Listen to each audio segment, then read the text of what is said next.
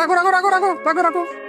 আরে মিলন মিয়া, বিয়া করছো নতুন বউ, মানে শোরুমে গিয়া টিভি ফ্রিজ, ওরে বাবা, বাইক ফার্নিচার সবকিছু কিনা লই আইছো।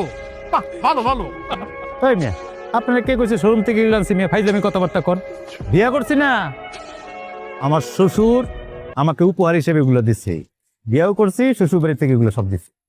তাই বলে এত কিছু? তোমার বউ তো মাশাআল্লাহ দেখতে তো অনেক সুন্দর। এত সুন্দর বউ থাকলে এত কিছুর দরকার হয়? তুমি মিয়া আসলে একটা জিনিস। এই মিয়া, বুঝেন না কিছু? একটা মান সম্মান আছে না?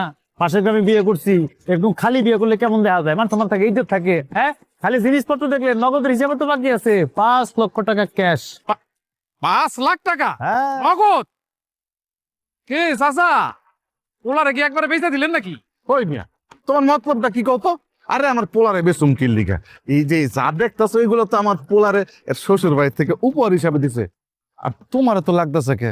ও বুঝছি, তুমি যে বিয়া করে কিছুই তো পাও নাই, এর লেগে হিংসা লাগতেছে না? ফাজিল পোলা কোনখানকার।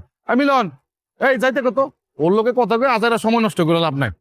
এ ভাই, বাড়িতে আইসো, সোফা টোফা পাতলে ওইখানে বসে এক কাপ চা খাইও, বিয়ার মিষ্টি খেয়ে যায়, বুঝছো না? হ্যাঁ হ্যাঁ, হ্যালো, টান দে।